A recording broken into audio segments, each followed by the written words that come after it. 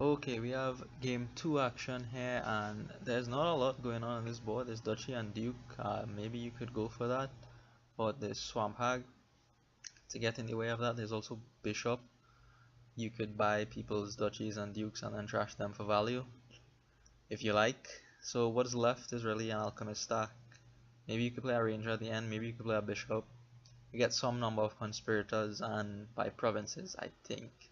Uh, Decision point here whether to buy Potion or to buy Spice Merchant.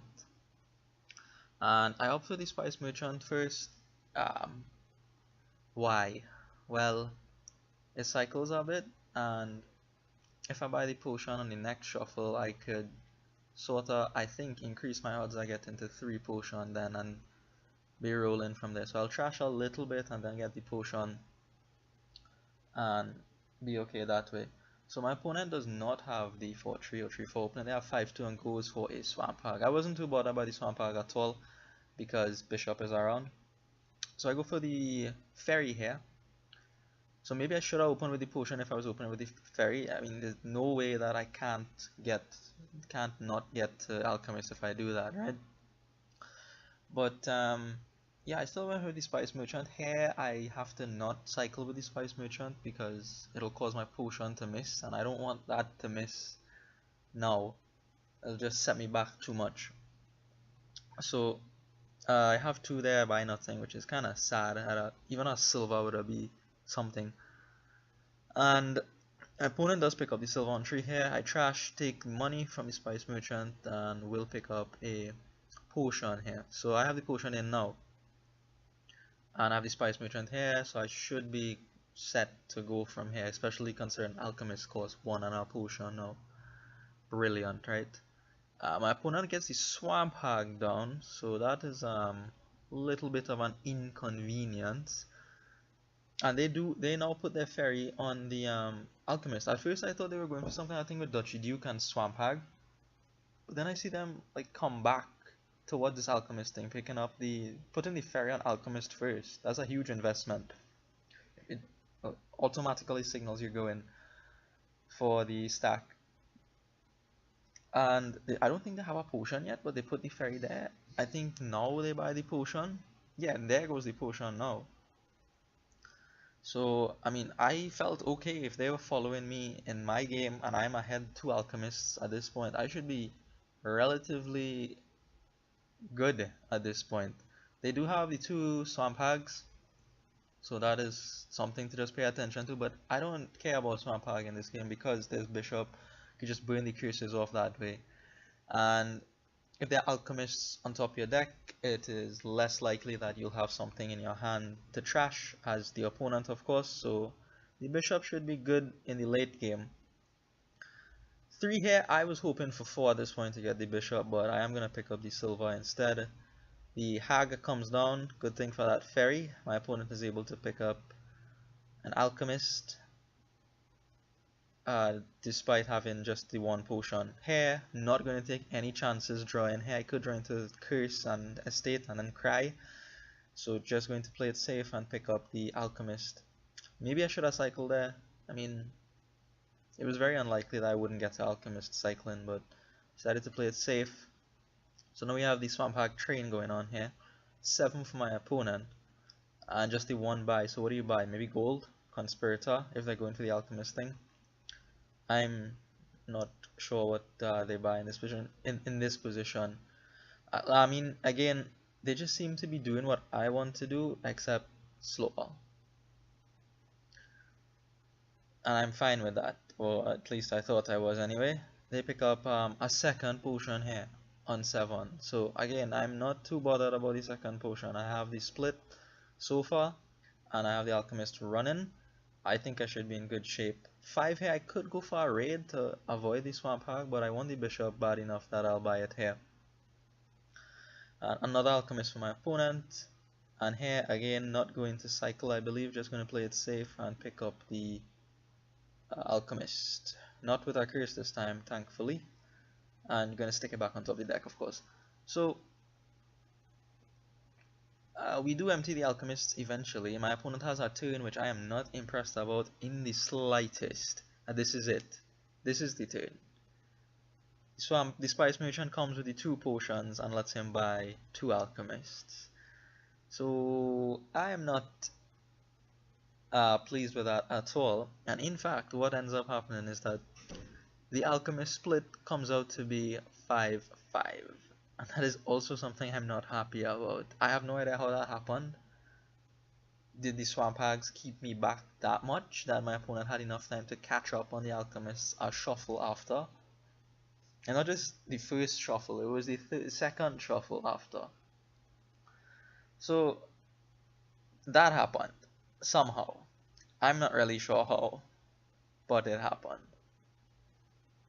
5 here I think is going to be a conspirator for my opponent. Maybe the bishop, they do get a bishop eventually.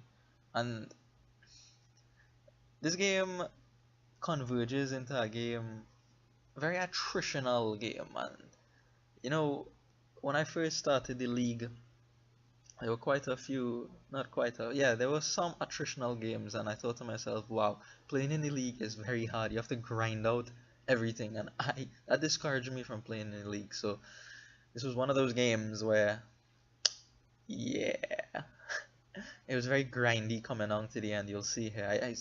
The whole game was about 40 minutes long. I had to speed this up significantly to make it watchable, and I can't talk for that long in any case. So 6 here, I don't have the potion, otherwise I'd have gone for an Alchemist. Instead I go for a raid, hoping to delay my opponent somehow. And it also gives me a silver which I can trash to with the bishop rather, pick up a couple points that way.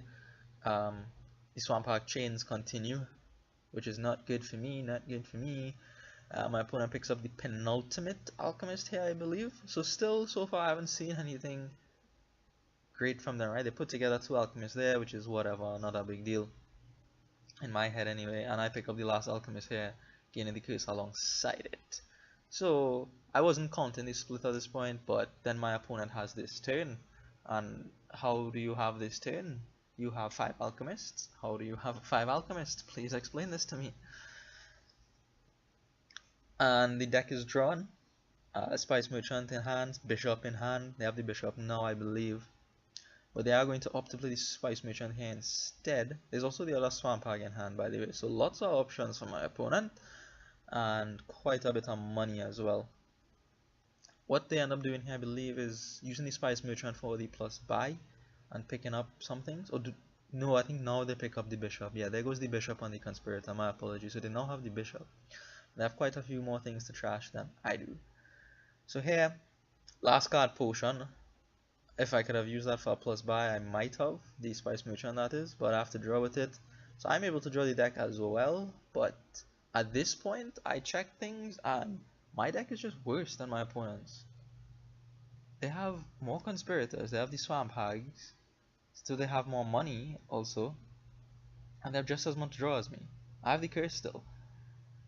So I think my deck is worse than my opponent's one. Even after, you know, opening with the potion and doing what I thought was right. So again, I don't know what happened here, but yeah, I mean, I guess kudos to my opponent for getting the game back on parity. I mean, is Swamp Hag historically I've had problems with Swamp Hag. Did it do the business? Did it provide enough trouble to me that it allowed my opponent to catch up?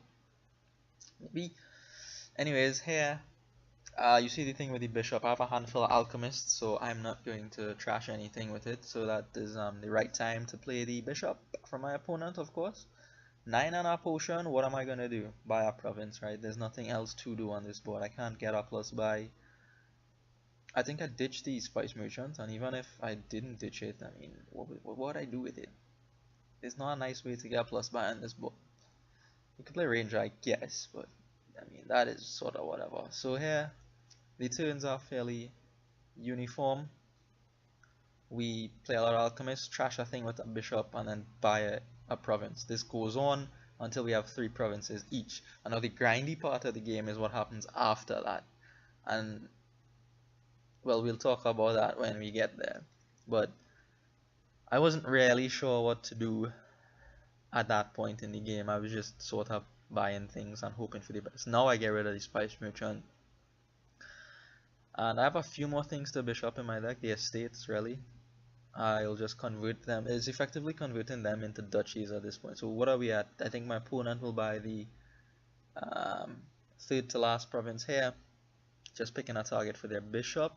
They get rid of their swamp hags at this point, which is, yeah, that's fair. They have the two conspirators, money from the bishop too, plus whatever treasure is in their deck. So they don't need the swamp hag anymore. It isn't a nuisance to me at all. In fact, it gives me something to trash to my bishop, which I'm running out of now. So I think trashing the swamp hag is the right thing to do there. There you see a conspirator go down, being fed to the what's this guy called, the bishop. And yeah, so we had the two provinces left in the pile. I go for a duchy because what else am I doing? Right? I can't do anything because my opponent now has the lead, I believe, in the bishop points because they've been able to trash more expensive things, namely those two swamp hags. The second potion is gone. Their spice merchant will go shortly, I believe. The conspirator went, so they've incrementally gained more points off the bishop than me. There goes the spice merchant. 6 on our potion is going to be a duchy, so now we have one duchy each, right? This is what we're going to do. I get rid of my last estate there, replacing it with a duchy. So now draw becomes an issue at this point, right? Because I'm going to start adding cards to my deck, like another duchy, for example. And then my alchemist will not be able to draw all the way through, might miss potion, the deck will collapse. So it's really sort of a waiting game to see whose deck will collapse. Another duchy there for my opponent here. Yeah, you see I have exact amount of draw, and I could play this bishop. I think I do end up playing this bishop, trashing a silver, now going to buy a raid to get more silver to trash to my bishop. I don't know what else to do. I don't know what else to do. This is a very kind of technical, kind of weird place to be. Um, Hopefully I could keep buying duchies. What I was thinking would happen is that I think my deck is worse, so it would break before my opponent. So if I could somehow flood it with silver, then I could go into Duchy Duke and get points that way. That was kind of my idea for this game. My opponent now raids me there, and luckily I'm able to see the potion, but you see now I am not able to draw through. So it is gonna happen eventually. It is gonna happen. My opponent trashes duchies to their bishop, so I presume what they want to do is just make sure that they could draw all the time with the alchemists.